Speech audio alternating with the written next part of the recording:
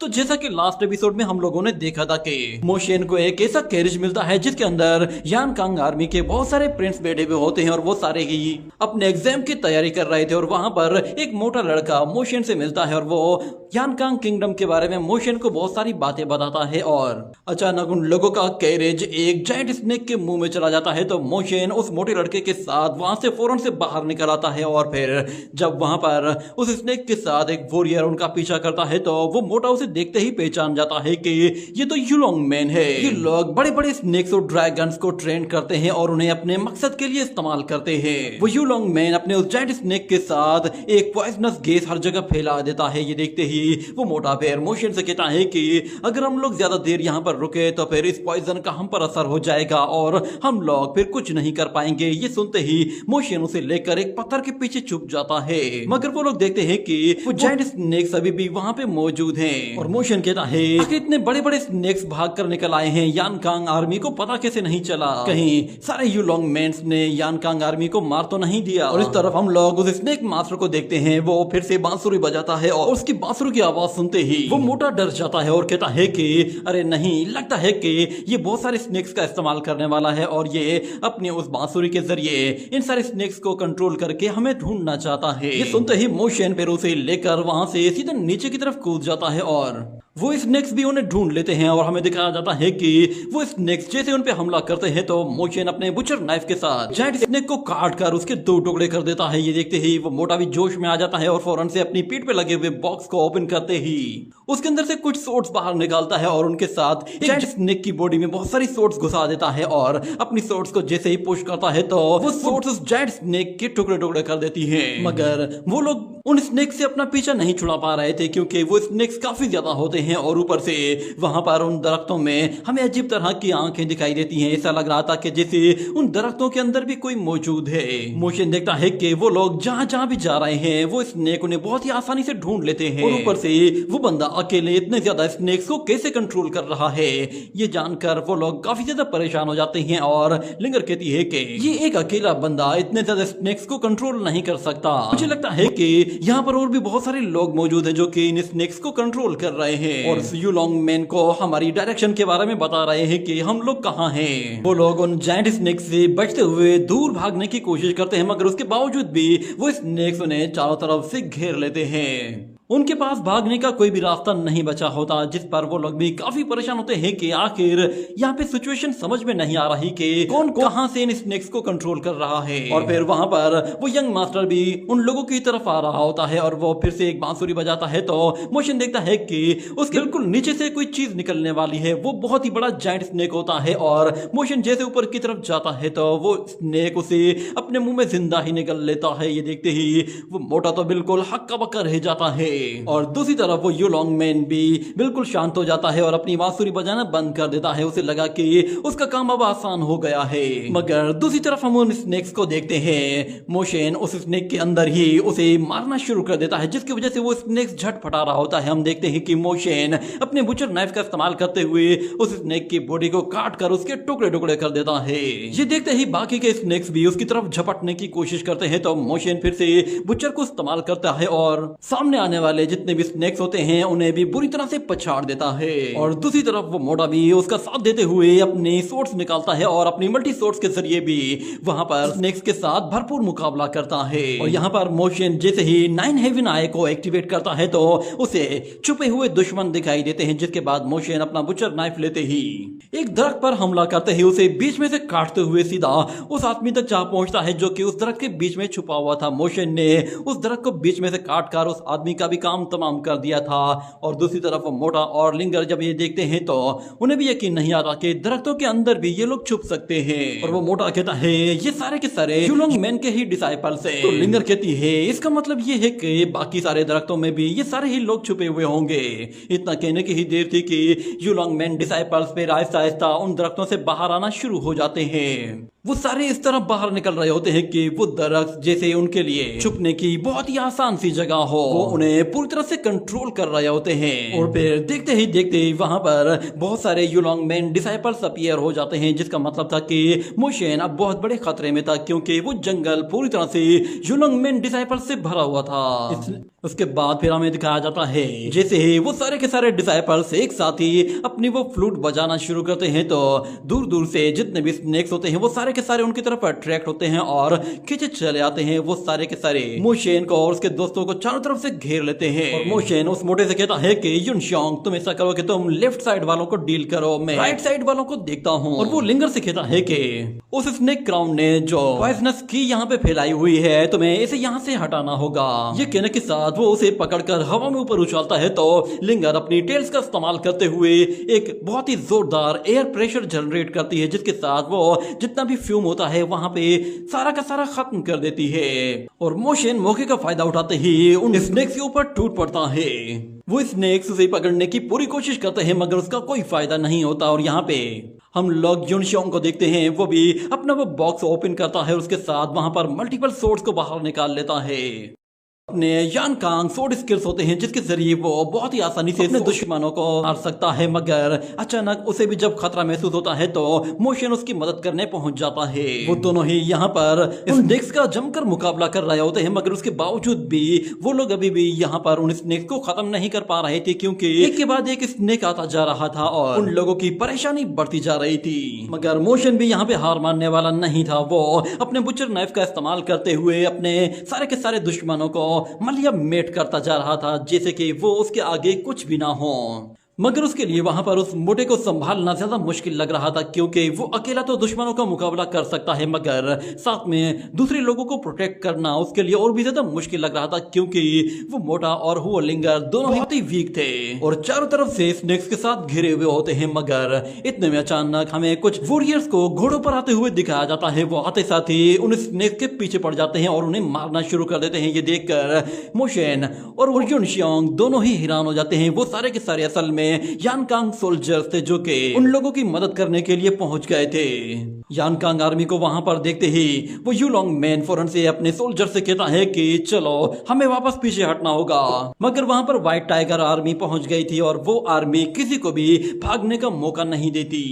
और यहाँ पर युनशांग वो मोशन से कह रहा होता है कि बेफिक्र हो जाओ, ये सारे हमारे ही लोग हैं, ये सब व्हाइट टाइगर आर्मी के सोल्जर्स हैं, ये यहाँ पर आ गए हैं तो इसका मतलब है कि हम लोग अब बिल्कुल सेफ हैं। और फिर हमें दिखाया जाता है वहां पर एरोस की बौछार हो जाती है जो कि सारे युलोंग मैन्स पर जाकर हिट करना शुरू करती है तो बहुत सारे लोग वहीं पर ही गिर कर मर जाते हैं और बहुत सारे लोग वहां पर युलोंग मैन के यंग मास्टर के साथ अपनी जान बचाकर भाग निकलने में कामयाब हो जाते हैं। मगर व्हाइट टाइगर आर्मी अभी भी उनका पीछा नहीं छोड़ रही थी। और फिर मोशन के पीछे हमें एक जनरल को आते हुए दिखाया जाता है। वो सोल्जर्स कहते हैं कि जनरल दो प्रिंस अभी भी जिंदा हैं। उसे वहां पर देखकर मोशन कहता है कि अच्छा तो ये जनरल यून है, इसी के बारे में ही इसकी सिस्टर चू यू ने मुझे बताया था। ये दोनों देखने में बिल्कुल एक जैसे ही हैं और यही है जो कि व्हाइट टाइगर आर्मी को लीड करता है।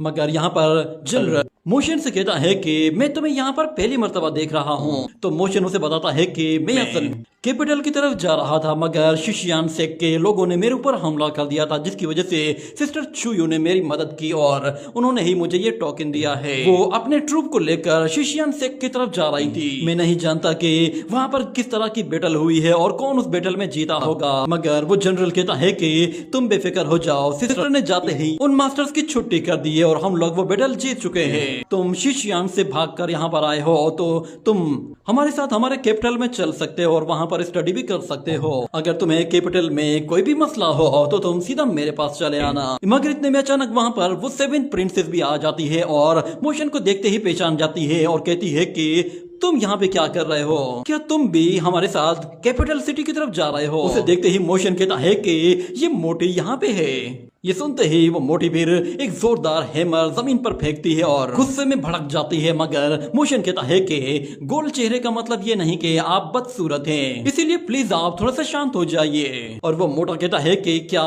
ये प्रिंसेस है, इसका मतलब ये है कि 7th प्रिंस के भेष में 7th प्रिंसेस थी। ये कहने के साथ ही वो उसके आगे झुक जाता है और कहता है कि 7th प्रिंसेस आपसे मिलकर बहुत अच्छा लगा।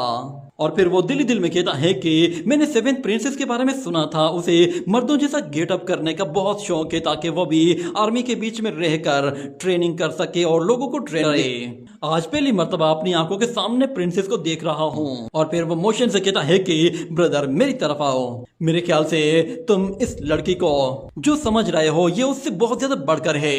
अगर तुम चाहते हो कि जनरल तुम्हारी हेल्प करे और तुम्हें प्रोटेक्ट करे तो प्लीज उस लड़की से जरा तमीज से बात करो, उसे मोटा मत बोलो। अगर तुमने दोबारा उसे कहा कि उसका चेहरा गोल मटोल है तो शायद तुम्हारी शामत आ जाए, क्योंकि हमारे कंट्री में जब भी किसी लड़की को पाल पोस कर बड़ा किया जाता है तो उसे हमेशा खूबसूरत और हेल्दी कहा जाता है, जो कि हर लड़की को सुनना पसंद है। मगर मोटी लड़कियां हमेशा बहुत कमजोर होती हैं और उन्हें ये वर्ड बिल्कुल पसंद नहीं है। मगर मोशन कहता है गोल मटोल चेहरे का मतलब ये नहीं कि लड़की कमजोर है। ये बात सुनकर प्रिंसेस थोड़ा सा गुस्से में आती है तो यहाँ पर उस मोटे की हवा निकल जाती है और वो डर के मारे उस प्रिंसेस के आगे अपना माथा पटकना शुरू कर देता है और कहता है कि इसे माफ कर दीजिए, ये बेचारा पगला है, भोला है, इसे कुछ भी नहीं मालूम। ये यहाँ पर नया नया आया है इसीलिए शायद इसे आपके बारे में कुछ भी नहीं मालूम और ये यहाँ के रूल्स के बारे में भी कुछ नहीं जानता। मैं चाहता हूँ कि प्लीज आप इसे एक बार माफ कर दीजिए। पर प्रिंसेस उससे कहती है कि तुम्हें इतना पोलाइट होने की जरूरत नहीं है, मुझसे जब भी मिला करो तो नॉर्मल तरीके से मिला करो। और वैसे भी हम लोग एक दूसरे को काफी टाइम से जानते हैं। मेरे बारे में इस तरह की बातें सिर्फ यही लड़का बोल सकता है और किसी को इसकी इजाजत नहीं है। ये सुनते ही लिंगर कहती है कि मैं भी इसके जैसे ही गोल मटोल बनना चाहती हूँ। और फिर वो मोटा प्रिंसेस से कहता है कि क्या आप लोग एक दूसरे को जानते हैं? तो मोशन कहता है हाँ, मुझे तो ऐसा ही लगता है। और यहाँ पे ये बात उस मोटे को और भी ज्यादा चौंका देती है कि वो अकेला ही एक बेवकूफ है जिसे न प्रिंसेस के बारे में मालूम था न ही इस लड़के के बारे में। अब मुझे पता चल रहा है कि इसके नाम के आगे किन क्यों लगा हुआ है। ये जरूर जनरल का कोई रिलेटिव होगा और उसकी पर्सनैलिटी देखकर तो लग रहा है कि शायद ये प्रिंसेस के साथ किसी क्लोज रिलेशन में है, जब तो इसके कपड़े इतने शानदार हैं और उसकी सोट भी काफी हाई ग्रेड की लग रही है। मगर प्रिंसेस ने अभी भी इसे एक काउ हार्डिंग बॉय कहा था। आखिर इस लड़के की रियल आइडेंटिटी है क्या? और ऊपर से एक किन फैमिली कैपिटल सिटी में क्या कर रही है और उसके कितने रिलेशन है इसके साथ? मैंने पहले कभी भी इस लड़के को कैपिटल सिटी में देखा भी नहीं था, न ही मैंने किन फैमिली के किसी से लड़के के बारे में सुना है जो कि काउ हार्डिंग बॉय हो। ये बातें सोच सोच कर ही उसका दिमाग घूम जाता है और वो कहता है कि ये बातें मेरी समझ से बहुत दूर है। इस तरफ वो जनरल प्रिंसेस से कह रहा होता है कि यू लॉन्ग मैन काफी ज्यादा पावरफुल है। मुझे लगता है कि वो लोग यहाँ पर दोबारा भी कभी आकर हमला कर सकते हैं, इसीलिए हमें जल्द से जल्द दोनों प्रिंस को कैपिटल सिटी तक पहुंचा देना चाहिए। तो प्रिंसेस कहती है कि ठीक है, फौरन से कैपिटल सिटी की तरफ चलो। और वो जनरल फिर अपनी आर्मी से कहता है कि सब लोग फौरन से अपने कैरेज को मोड़ो और हम लोग अब कैपिटल सिटी की तरफ जा रहे हैं। हमें दोनों यंग प्रिंस को और प्रिंसेस को कैपिटल सिटी तक पहुंचाना है। अगले सीन में हमें दोबारा से एक गोल्डन ईगल बर्ड को दिखाया जाता है जो कि ग्राउंड में आसपास हर एक मूवमेंट पर नजर रख रहा होता है। और जब वो लोग यान किंगडम कैपिटल सिटी के करीब पहुंचते हैं तो वो लोग देखते हैं कि वहां पर 9 अलग अलग ड्रैगन स्टेचूज मौजूद हैं, जिस पर वो लिंगर कहती है कि ये 9 ड्रैगन्स तो 9 माउंटेन्स की तरह लग रहे हैं। और फिर वो मोटा उसे बताता है कि तुमने बिल्कुल सही कहा, ये 9 ड्रैगन्स असल में 9 माउंटेन्स की तरह हैं, मगर ये हमारे सिटी को गार्ड करते हैं ताकि कोई भी दुश्मन चोरी छुपे हमारे सिटी में एंटर ना कर सके। इतने में मोशन अपनी 9 हेवन आई को एक्टिवेट कर देता है तो उसे नजर आता है कि वो ड्रैगन स्टेचूज असल में रियल ड्रैगन है। और वहां पे उस सिटी गेट के नीचे एक माउंटेन के नीचे एक बहुत बड़ा ट्रुक भी छुपा हुआ है, जिस पर मोशन समझ जाता है कि ये वाकई में एक कैपिटल सिटी है, यहीं से ही पूरी दुनिया को रूल किया जाता है। और वो लड़की मोशन से कहती है कि तुम तो सच में कमाल के हो, तुमने एक नजर में ही देख लिया कि इन माउंटेन्स के नीचे हमारे मिलिट्री बेस है। ये 9 ड्रैगन असल में हमारे सिटी को गार्ड करते हैं और अगर कभी कोई बहुत बड़ा खतरा आ जाए तो फिर ये 9 ड्रैगन न सिर्फ हमें डिफेंड करते हैं बल्कि इनके नीचे मौजूद हमारे मिलिट्री बेस भी पूरी ताकत के साथ दुश्मन को रोकने की कोशिश करते हैं। मगर मोशन कहता है मैंने सुना है कि यान कांग एम्परर बाकी एम्परर्स को कंट्रोल करते हुए सारे ही सेक्ट्स को अपने कंट्रोल में कर लेता है। क्या यही वजह है कि यू लॉन्ग मैन तुम लोगों से गद्दारी कर रहा है? मगर वो लड़की कहती है कि ये एक नंबर का दोगलापन है। वो लोग असल में मास्टर यान कांग को मारना चाहते हैं, उसके लिए ही वो लोग ऐसे बहाने बना रहे हैं। तो मोशन कहता है आखिर इतने ज्यादा सेक्ट तुम्हारे मास्टर को मारना क्यों चाहते हैं? कोई तो वजह होगी जिसकी वजह से वो तुम्हारे फादर से इतनी नफरत करते हैं। तो फिर वो लड़की बताती है कि असल में मास्टर यान कांग ने सभी सेक्ट की फाउंडेशन को समझ लिया था। आज से पहले कभी भी किसी भी सेक्ट ने अपनी ट्रू फाउंडेशन को रियलाइज नहीं किया था। जितने भी मार्शल आर्ट मैनुअल स्किल्स थे वो सारे के सारे सेक्ट्स के हाथ में ही होते थे, मगर उन सेक्ट्स की जो यूनिक नॉलेज होती थी वो असल में पूरी दुनिया की सबसे बेस्ट नॉलेज होती थी और वो उसे किसी के साथ भी शेयर नहीं करते थे। मगर जब मास्टर यान कांग ने रिफॉर्म्स किए और इन सेक्ट्स को डिस्ट्रॉय करना शुरू किया और इनकी नॉलेज को इकट्ठा किया, तो फिर उन्होंने उन्हीं सेक्ट्स को दोबारा से खड़ा कर दिया और उन सेक्ट्स को दोबारा से फंडिंग देकर पहले से बेहतर बना दिया और अपनी टीचिंग और स्किल्स के जरिए उन लोगों की ताकत को भी कई गुना बढ़ा दिया था, जिसकी वजह से वो अब बहुत ज्यादा इंप्रूव हो चुके हैं और पहले से ज्यादा ताकतवर भी बन चुके हैं। मास्टर यान कांग इन सारे ही सेक्ट्स की नॉलेज को इकट्ठा करके इनके साथ एक इंपीरियल सेक्ट बनाना चाहते हैं जिसमें सब लोगों को एक तरह से ही ट्रीट किया जाएगा। मगर अभी भी बहुत सारे एंशिएंट सेक्ट ऐसे हैं जो कि मास्टर यान कांग के रास्ते में आ रहे हैं और वो ये नहीं चाहते कि मास्टर यान कांग वो इन सेक्ट्स की भलाई के लिए कोई काम कर सके। यही वजह थी कि मास्टर यान कांग को फिर अपनी डायरेक्शन डाशू की तरफ मोड़नी पड़ गई। मास्टर जानते थे कि अगर एक मर्तबा हम लोग डाशू के मैजिक स्किल्स को सीख लें तो उसके बाद फिर उनके सामने कोई भी नहीं टिक पाएगा। जितने भी सेक्ट उनके खिलाफ जा रहे हैं वो भी बिल्कुल खामोश हो जाएंगे, उनमें इतनी जरूरत भी नहीं होगी कि वो यान कांग के अगेंस्ट कोई बात भी कर सके। मगर अभी भी बहुत सारे ऐसे सेक्ट हैं जो कि खुद को डिवाइन रियलम सेक्ट कहते हैं और वो मास्टर यान कांग के मिशन में उसे हर हाल में रोकना चाहते हैं। यही वजह है कि उन लोगों ने छुपकर मास्टर यान कांग को मारने की कोशिश की थी और इससे पहले भी मास्टर यान कांग को रोकने की कोशिश की गई कि वो डाशू में एंटर ही ना हो सके। कहा जाता है कि मास्टर यान कांग की सोर्ड को एक मिलिट्री कमांडर की ब्लड, फ्लैश और बोन्स के साथ फोर्क किया गया है ताकि नेशनल टीचर को बचाया जा सके। तो मोशन कहता है कि अच्छा तो ये बात है, वो लोग असल में मास्टर यान कांग को मारना चाहते हैं ताकि उसके साथ उसकी वो सोर्ड भी खत्म हो जाए। जिस पर प्रिंसेस कहती है कि हाँ यही बात है, जानलिंग असल में मास्टर यान कांग का होम टाउन है और उन लोगों ने जानबूझकर जानलिंग टाउन पर हमला करके मास्टर यान कांग को चेक करने की कोशिश की है कि क्या वो अपने होम टाउन को और अपने प्रिंस को बचाने के लिए वहां पर आते हैं या नहीं। एक मर्तबा वो लोग ये कंफर्म कर लें कि मास्टर यान कांग इंजर्ड है और वो किसी की हेल्प नहीं कर सकता, तो फिर सारे ही सेक्ट जो कि हमारे साथ गद्दारी कर रहे हैं वो एक साथ ही हमारे कैपिटल सिटी पर टूट पड़ेंगे। ये सुनकर वो मोटा गुस्से में आ जाता है और कहता है यू लॉन्ग मैन की इतनी हिम्मत, एक मर्तबा मास्टर ठीक हो जाए उसके बाद में मास्टर के साथ मिलकर इन यू लॉन्ग मैन की छुट्टी कर दूंगा। प्रमोशन कहता है क्या तुम लोगों को वाकई में ऐसा लगता है कि नेशनल टीचर वो इंजर्ड हो चुके हैं? जहां तक मुझे लगता है तो मास्टर यान कांग जानबूझकर इंजर्ड होने का दिखावा कर रहे हैं। वो चाहते हैं कि दुश्मनों को पता चले कि वो इंजर्ड हैं ताकि दुश्मन सारे के सारे उन पर हमला करके अपने आप को एक्सपोज कर दे। इस तरह मास्टर यान कांग को एक बार में ही पता चल जाएगा कि उनके कौन कौन से दुश्मन हैं जो कि उनके साथ गद्दारी कर रहे हैं। ये सुनकर वो प्रिंसेस कहती है कि तुम्हारा कहने का मतलब ये है कि जो हमारे साथ 20 से भी ज्यादा सेक्ट्स ने गद्दारी की है और जो बहुत सारे लोग मारे गए हैं वो सब कुछ क्या मास्टर यान कांग ने जानबूझकर किया है? मुझे इस बात पर बिल्कुल भी यकीन नहीं आता। वो ऐसा कुछ सोच भी नहीं सकते। प्रमोशन कहता है कि अगर मास्टर इंजर्ड होने का दिखावा न करते तो वो इन गद्दारों का पता कैसे लगाते? वो डाशू में गए थे और वहां से जंग हार कर आए थे और उसके बाद यहाँ पर उन पर दुश्मनों ने हमला करके उन्हें इंजर्ड भी कर दिया, जिसकी वजह से उनकी रेपुटेशन में बहुत ज्यादा फर्क पड़ गया था और उनके दुश्मन इस मौके को इतनी आसानी से कैसे जाने दे सकते हैं? मुझे लगता है कि शायद मास्टर यान कांग ने बहुत पहले से ही ये सब कुछ प्लान कर लिया था। वो जानते थे कि उनके इंजर्ड होने के बाद उनके दुश्मन उनकी इंजरीज का फायदा उठाएंगे। फिलहाल तो मैं तुम लोगों के इस आपस के मसले में बिल्कुल भी टांग नहीं अड़ाऊंगा। और वो मोटा कहता है कि अगर तुम मदद नहीं करोगे तो बहुत सारे लोगों को नुकसान होगा।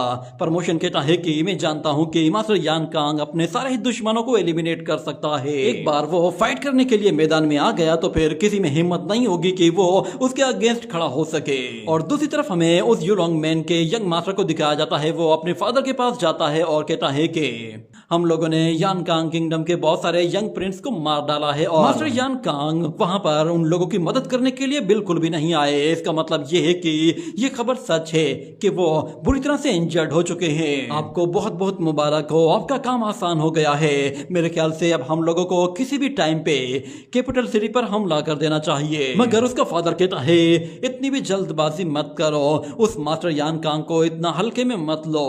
वो गोड्स के अंडर में काम करता है और उसकी सोच तुम्हारी सोच से कई गुना ज्यादा बढ़कर है। और फिर वो मास्टर उस यंग मास्टर से कहता है कि मुझे बताओ कि शिनजियांग वार की क्या सिचुएशन है। तो यंग मास्टर कहता है कि वहां पर हम लोगों को कोई ज्यादा एडवांटेज नहीं मिल रहा, मगर हम लोगों ने बाकी के 20 सिटीज पर हमला किया है और वहां पर हमें पूरी तरह से कंट्रोल मिल गया है। एक मर्तबा यानकांग आर्मी वहां पर उन लोगों की मदद करने के लिए जैसे ही एंटर होगी तो हमारी आर्मी कैपिटल सिटी में चली जाएगी और कैपिटल पर कब्जा कर लेगी। मगर उसका फादर कहता है तुम जल्दबाजी मत करो, हमें सेंट्रल सिटी तक जाने के लिए बहुत सारे मुश्किल दरवाजों से होकर जाना पड़ेगा और वहां पर वैसे भी यानकांग आर्मी बहुत ही ज्यादा तादाद में मौजूद होती है। मगर वहां पर नॉर्थ में जाने के लिए एक और दरवाजा मौजूद है जो कि हर तरह के सेक्ट को अंदर आने के लिए अलाउ करता है। हमें बस उसी मौके का ही फायदा उठाना है और अपॉर्चुनिटी को कभी भी भूलना मत। और ये याद रखना कि हमें सिर्फ मास्टर यानकांग को मारना नहीं है, बल्कि हमने वो सारे के सारे रिफॉर्म्स कैंसिल करने हैं जो कि उन्होंने इम्प्लीमेंट करवाए हैं। हम लोग वहां पर अपने नए रूल्स बनाएंगे और यहाँ पे हमें दिखाया जाता है कि मोशन वो 7th प्रिंसेस के साथ कैपिटल सिटी में आ गया होता है और वो कहता है कि हम लोगों को कैरिज में आना चाहिए था, वो ज्यादा कंफर्टेबल होता। मगर वो लड़की कहती है कि टेंशन मत लो, अब हम लोग आ चुके हैं। मोशन उन पैलेस को देखता है तो वो बहुत ही ज्यादा बड़े होते हैं, बल्कि उनके पीछे तो उससे भी बड़े बड़े पैलेस मौजूद होते हैं, जिस पर वो बिल्कुल हैरान हो जाता है कि सच में यानकांग किंगडम लाजवाब है। वो लोग मोशन से पूछते हैं कि तुम यहाँ पर कहाँ रुकना चाहोगे, क्या तुम्हें यहाँ पे किसी का अता पता मालूम है? तो मोटा युनशियोंग कहता है कि मैं इसे अपने साथ ले जाता हूँ, क्योंकि इसने मेरी मदद की है तो मैं इसे अपने साथ अपने पैलेस में ले जाऊंगा। और इतने में मोशन को याद आता है कि 360 हाल की एक लड़की ने उससे कहा था कि उसे अगर कभी भी कहीं पे भी उसकी मदद चाहिए हो तो वो सीधा वुफेंग म्यूजिक हाउस में चला जाए और वहां पर फू किंग युआन का नाम ले तो वो सब लोग उसकी मदद करेंगे। ये याद आने के बाद वो उन लोगों से कहता है कि मुझे यहाँ पर वुफेंग म्यूजिक हाउस में जाना है। ये सुनते ही वो लोग बिल्कुल हिल से जाते हैं और कहते हैं कि क्या तुम वहां जाना चाहते हो? और वो लड़की कहती है कि मैंने सोचा भी नहीं था कि एक गाय चराने वाला लड़का इतना शौकीन मिजाज का होगा, मगर तुम्हें यहाँ पर 4 वुफेंग म्यूजिक हाउस मिलेंगे क्योंकि वो हमारे एलाइज हैं। और सबसे बड़ा वुफेंग हाउस तुम्हें हुआशियांग में मिलेगा। उम्मीद है कि तुम्हें वहाँ पर बहुत मजा आएगा। ये कहकर वो लड़की वहाँ से चली जाती है। मगर मोशन कहता है कि इस लड़की ने तो मुझे बताया नहीं कि मुझे जाना किस तरफ है। मगर फिर दूसरी तरफ वो मोटा कहता है कि तुम सबसे पहले फ्रंट से लेफ्ट साइड की तरफ चले जाना तो तुम वहां पर 7th ब्लॉक में पहुंच जाओगे और वहां पर तुम आसानी से उन लोगों का बैनर भी देख सकते हो। और अब ये मत पूछ लेना कि मुझे उनके बारे में कैसे पता है। ये कहने के साथ वो भी वहां से 9 तो 11 हो जाता है और जाते हुए उससे कहता है कि अपना ख्याल रखना। तो मोशन उस वुफेंग म्यूजिक हाउस को ढूंढते हुए उस मोटे की बात को याद करता है और कहता है उसने मुझे अपना ख्याल रखने के लिए कहा था। आखिर वुफेंग म्यूजिक हाउस में ऐसा क्या है? ये कहने के बाद वो एक घर के सामने जाकर खड़ा हो जाता है तो उसे वहां पर वुफेंग म्यूजिक हाउस का बैनर दिखाई देता है, जिस पर वो कहता है कि जरूर यही वो जगह है। ये कहने के साथ ही वो जैसे ही वहां पे जाकर दरवाजा खटखटाता है तो अंदर से एक लड़की की आवाज आती है कि कौन हो तुम और यहाँ पे क्या कर रहे हो? तो मोशन कहता है कि मैं यहाँ पर फू किंग यू से मिलने आया हूँ। तो वो लड़की कहती है कि सिस्टर से तुम्हें क्या काम है और तुम्हारा नाम क्या है? तो मोशन उसे अपना नाम बताता है तो अंदर फिर खलबली से मच जाती है और वो लोग कहते हैं कि क्या ये वाकई में यंग मास्टर है? और यहाँ पर मोशन परेशान होता है कि आखिर अंदर चल क्या रहा है। कुछ ही देर में वो लड़कियां जैसे ही दरवाजा खोलती हैं तो वो मोशन को वेलकम करने के लिए वहां पर उसके ऊपर फूलों की बारिश करते हैं और नाचते हुए उसे वहां पर वेलकम करती हैं, जिस पर मोशन को भी खुद यकीन नहीं आ रहा होता कि ये लड़कियां इसे इस तरह वेलकम करेंगी। मगर वो लड़कियां तो मोशन पर फिदा हो चुकी थी और वो कहती हैं यंग मास्टर तो सच में काफी हैंडसम है। और एक लड़की उससे पूछती है क्या तुम्हारी शादी हो चुकी है? मोशन इन लड़कियों में घिर चुका होता है और उसे समझ में नहीं आ रहा था कि वो यहाँ से कैसे निकले। मगर वहां पर फू किंग यू भी आ जाती है और कहती है कि लड़कियों जरा साइड पे हो जाओ, यंग मास्टर काफी थका हुआ है क्योंकि वो काफी लंबा ट्रेवल करके आया है, इसीलिए उसके आराम का इंतजाम करो और उसके लिए चाय बनाओ। सुनकर लड़कियां फौरन से वहां से चली जाती हैं और किंग यू कहती है कि यंग मास्टर लगता है कि आप नहीं जानते कि जब लड़कियों में घिर जाएं तो कैसे निकला जाता है। मगर आप बेफिक्र हो जाएं, अब मैं आपके साथ हूं और आप काफी थके हुए हैं तो क्यों ना आप पहले जाकर अपने कमरे में आराम कर लें। ये कहने के साथ वो उसे वहां से ले जाती है और उसके साथ ही ये एपिसोड यहीं पे ही एंड हो जाता है।